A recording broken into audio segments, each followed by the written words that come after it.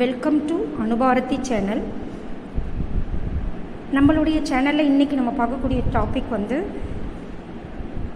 First lesson electrostatics லெசனில் இருக்கக்கூடிய important 5 mark question. Gauss law and its அப்ளிகேஷனில் இருக்கக்கூடிய நெக்ஸ்ட்டு டாபிக் தான் வந்து இது ஃபர்ஸ்ட் அப்ளிகேஷன் இது. ஸோ இந்த ஃபர்ஸ்ட் அப்ளிகேஷன் என்ன அப்படின்னா, electric field due to a infinite long charged wire, infinite long charged wire. So இந்த கொஷின் தான் வந்து இன்றைக்கி நம்ம பார்க்க போகிறோம். இது ரொம்ப ரொம்ப இம்பார்ட்டண்ட்டான ஒரு 5 மார்க் கொஷின். காஸ் லாவில் இருக்கக்கூடிய முக்கியமான இம்பார்ட்டண்ட் கொஷின் எது அப்படின்னா இந்த கொஷின் தான். ஸோ இப்போ நான் என்ன பண்ணுறேன்னா, ஒரு லாங் சார்ஜ்டு ஒயரை எடுத்துக்கிறேன். இந்த ஒயரை வந்து நான் என்ன பண்ணியிருக்கேன்னா பாசிட்டிவ் சார்ஜ்னால் ஃபில் பண்ணி வச்சுருக்கேன். ஸோ இந்த ஒயரில் கண்டிப்பாக நமக்கு என்ன ஆகும், எலக்ட்ரிக் ஃபீல்டு இந்த டைரெக்ஷன்லேயும் போகும், இந்த டைரெக்ஷன்லேயும் போகும். ஸோ எல்லா டைரெக்ஷன்லேயுமே நமக்கு போகும். ஸோ இப்போ நான் என்ன பண்ணுறேன்னா, இந்த இடத்துல ஒரு பாயிண்ட்டை சூஸ் பண்ணுறேன். இந்த பாயிண்டில் எனக்கு எலக்ட்ரிக் ஃபீல்டுடைய வேல்யூ என்னவாக இருக்கும், இல்லை இங்கே நான் சூஸ் பண்ணுறேன். அப்போ இந்த பாயிண்டில் எனக்கு எலக்ட்ரிக் ஃபீல்டுடைய வேல்யூ என்னவாக இருக்கும். ஸோ இப்படி கீழே நான் சூஸ் பண்ணுறேன், இங்கே அந்த பாயிண்ட்டுடைய எலக்ட்ரிக் ஃபீல்டு என்னவாக இருக்கும் அப்படின்னு நான் கேல்குலேட் பண்ணுறேன் அப்படின்னா, கண்டிப்பாக காஸ் லாவை பொறுத்த வரைக்கும் அது இமேஜினேஷன் சர்ஃபேஸாக தான் இருக்கணும் இல்லையா. க்ளோஸ்டு சர்ஃபேஸாக இருந்தால் மட்டும்தான் நம்மளால் வேல்யூ கேல்குலேட் பண்ண முடியும். ஸோ அதனால் நான் என்ன பண்ணுறேன்னா, ஸோ இங்கே ஒரு பாயிண்ட்டு இங்கே ஒரு பாயிண்ட் சூஸ் பண்ணுறேன். அப்போ நமக்கு என்ன ஆகும், ஸோ இப்படி ஒரு சர்ஃபேஸ் வந்து நமக்கு ப்ரொடியூஸ் ஆகும். அதே மாதிரி இங்கே ஒரு பாயிண்ட் சூஸ் பண்ணனா இந்த இடத்துல ஒரு சர்ஃபேஸ் வந்து நமக்கு என்ன ஆகும்னா ப்ரொடியூஸ் ஆகும். ஸோ அப்போது க்ளோஸ்டு பாத் நமக்கு கிடச்சிருச்சு. இப்போ நான் என்ன பண்ணுறேன் அப்படின்னா, இந்த க்ளோஸ்டு பாத்தை ஜாயின் பண்ணணும் இல்லையா. அப்போது ஒரு சிலிண்டர் இந்த இடத்துல ஃபார்ம் பண்ணுறேன். அப்போது ஒரு சிலிண்டர் வந்து எனக்கு இங்கே கிடச்சிருக்கு. ஸோ இந்த சிலிண்டர் கிடச்சிருச்சு. இந்த சிலிண்டரில் நான் என்ன பண்ணுறேன்னா, கரெக்டாக இந்த பாயிண்டில் நான் வேல்யூவை கேல்குலேட் பண்ணுறேன். பிங்கிற பாயிண்டில் இங்கே ஒரு வேல்யூ கேல்குலேட் பண்ணுறேன், இங்கே ஒரு வேல்யூ கேல்குலேட் பண்ணுறேன். ஸோ இந்த வேல்யூஸ் தான் நான் இப்போ கேல்குலேட் பண்ண போகிறேன். முதல்ல இந்த இதுக்கு நான் என்ன பண்ண போகிறேன் அப்படின்னு சொல்லி பார்த்தோன்னா, எலக்ட்ரிக் ஃபீல்டு கேல்குலேட் பண்ணும்போது க்ளோஸ்டு சர்ஃபேஸ் அப்படிங்கிறப்போ எனக்கு இங்கே ஒரு சர்ஃபேஸ் கிடச்சிருக்கு, இங்கே ஒரு சர்ஃபேஸ் கிடச்சிருக்கு, இங்கே ஒரு சர்ஃபேஸ் கிடச்சிருக்கு. இப்போ 3 விதமான சர்ஃபேஸ் கிடைக்குது. அப்போ இங்கே ஒரு ஏரியாவை சூஸ் பண்ணுறேன். ஸோ இந்த ஏரியாவுக்கு நான் நார்மல் ட்ரா பண்ணால் எனக்கு இப்படி போகுது. இங்கே இந்த பாசிட்டிவ் சார்ஜ்னால் கிடைக்கக்கூடிய எலக்ட்ரிக் ஃபீல்டு இப்படி வரும். இப்போ இது எலக்ட்ரிக் ஃபீல்டு. அதே மாதிரி இங்கே ஒரு ஏரியாவை சூஸ் பண்ணுறேன். இந்த ஏரியாவுடைய நார்மல் எனக்கு எப்படி இருக்குன்னா இப்படி போகுது. இந்த பாசிட்டிவ் சார்ஜுக்கு கிடைக்கக்கூடிய எலக்ட்ரிக் ஃபீல்டு லைனு இந்த டைரெக்ஷனில் இருக்குது. அதே மாதிரி இங்கே ஒரு ஏரியாவை சூஸ் பண்ணுறேன். இதனுடைய நார்மல் எனக்கு இப்படி போகுது. இந்த பாசிட்டிவ் சார்ஜ்னால் கிடைக்கக்கூடிய எலக்ட்ரிக் ஃபீல்டு இந்த டைரெக்ஷனில் இருக்குது. ஸோ இப்போது 3 பார்ட்டு நான் எடுத்துட்டேன். இந்த 3 பார்ட்டுக்கும் நான் இப்போ எலக்ட்ரிக் ஃபீல்டு கேல்குலேட் பண்ணணும். நமக்கு தெரிஞ்ச ஃபார்முலா என்ன அப்படின்னு பார்த்தீங்கன்னா, closed electric flux is equal to closed integral E vector dot dA vector. E vector dot dA vector.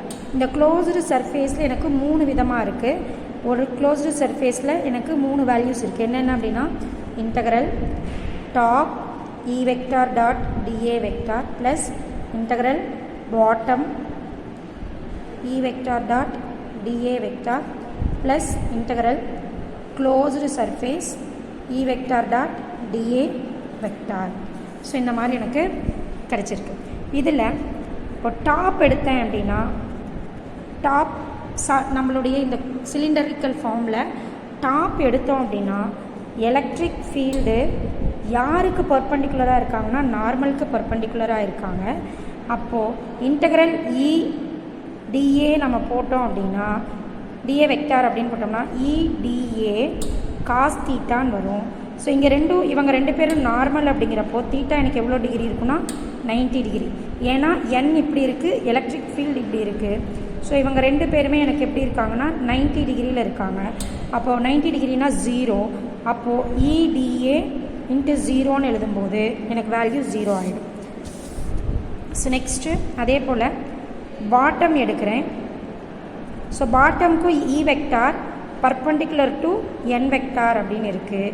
அப்போ integral E vector dot dA vector நம்ம போடும்போது அதே இன்டெக்ரல் EDA காஸ் தீட்டான்னு இருக்குது. இப்போ எப்படி இருக்குன்னா நார்மல் டவுனில் இருக்குது, எலக்ட்ரிக் ஃபீல்டு இந்த டைரெக்ஷனில் இருக்குது. ஸோ ரெண்டுக்கு இடையில் இருக்கக்கூடிய ஆங்கிள் 90 டிகிரி, அப்போது 0 டிகிரி. அப்போது நமக்கு இது டோட்டலாக என்ன ஆயிரும்னா 0 ஆயிடும். சேம் அஸ் நெக்ஸ்ட் ஒன், கடைசியாக இருக்கக்கூடியது கர்வ்டு சர்ஃபேஸ். நமக்கு லாஸ்ட்டாக இருக்கக்கூடியது என்ன அப்படின்னா கர்வ்டு சர்ஃபேஸ். ஸோ கர்வ்டு சர்ஃபேஸ்க்கு என்னவா இருக்கும் அப்படின்னு எடுத்தோம்னா, ஸோ கர்வ்டு சர்ஃபேஸை பொறுத்த வரைக்கும் integral E vector dot d A vector அப்படின்னு எடுத்திருக்கேன். So E vector dot d A வெக்டாரில் இடிஏ காஸ் தீட்டா வருது. இங்கே என்னென்னா எலக்ட்ரிக் ஃபீல்டும் இதே டைரெக்ஷன், நார்மலும் இதே டைரெக்ஷன். அப்போ எலக்ட்ரிக் ஃபீல்டு இந்த டைரெக்ஷன், நார்மல் இதே டைரெக்ஷன். அப்போ ரெண்டுக்கும் இடையில் இருக்கக்கூடிய ஆங்கிள் என்னவாக இருக்குன்னா 0 டிகிரி. அப்போது இன்டகரல் இடிஏ காஸ் 0 டிகிரி 1. இப்போ நமக்கு என்ன கிடைக்கும்னா இ இன்ட்டு டிஏன்னு கிடைக்கும். இது 1 மட்டும்தான் நமக்கு ஃபுல் வேல்யூ. அப்போ 5ல் கொண்டு போய் நான் இதை சப்ஸ்டியூட் பண்ணுறேன், ரெண்டுமே 0. கடைசியாக கர்வ்டு சர்ஃபேஸ் மட்டும் இன்டகரல் டிஏ அப்படின்னு சொல்லி கிடச்சிருக்கு. இப்போது இதுக்கு வேல்யூ என்னென்னா q divided by epsilon naught. So இந்த இன்டகரல் இ டிஏன்னு வரும். இந்த இ வந்து கான்ஸ்டன்ட் வெளியே எடுத்துக்கிட்டேன்னா டிஏன்னு வரும். இது டோட்டலாக சிலிண்டருடைய ஏரியா. இப்போ இ இன்ட்டு ஏ அப்படின்னு வரும். இப்போ நமக்கு என்ன தெரியும், q by epsilon naught is equal to integral E vector E d A E integral டிஏன்னு வரும். ஏன்னா இ வந்து கான்ஸ்டன்ட் வெளியே எடுத்துக்கிறேன். அப்போ எனக்கு இஏன்னு மட்டும் எனக்கு கிடைக்கும். அப்போது q by epsilon naught is equal to E into A. இதனுடைய ஏரியா வேல்யூ என்ன அப்படின்னு பார்த்தீங்கன்னா 2πrl 2πrl. ஸோ அப்போது நமக்கு q அப்படிங்கிறது வந்து லீனியர் சார்ஜை வச்சு நம்ம லீனியர் டென்சிட்டி கால்குலேட் பண்ணோம்னா q டிவைடட் பை எல் அப்படின்னு வரும். அப்போ q is equal to lambda into எல்னு எழுதலாம். ஸோ இந்த வேல்யூவை கொண்டு போய் நம்ம இந்த க்யூவில் சப்ஸ்டியூட் பண்ணோன்னா lambda into L divided by epsilon naught is equal to E into 2πrl அப்படின்னு கிடைக்கும். அப்போது இந்த எல்லும் இந்த எல்லும் கேன்சல் ஆகிட்டு நமக்கு என்னன்னு மட்டும் வரும்னா lambda divided by epsilon naught is equal to 2πr அப்படின்னு வரும். ஸோ அடுத்ததாக இன்ட்டு இ. ஸோ அப்போ எனக்கு இ மட்டும் வேணும்னா என்ன எழுதுவோம், lambda divided by 2πr epsilon naught 2πr epsilon naught அப்படின்னு சொல்லி கிடைக்கும். அப்போ electric field at infinite charge wire அப்படிங்கிறதுக்கு என்ன வேல்யூ அப்படின்னா E is equal to lambda divide by 2πr epsilon naught அப்படிங்கிறது.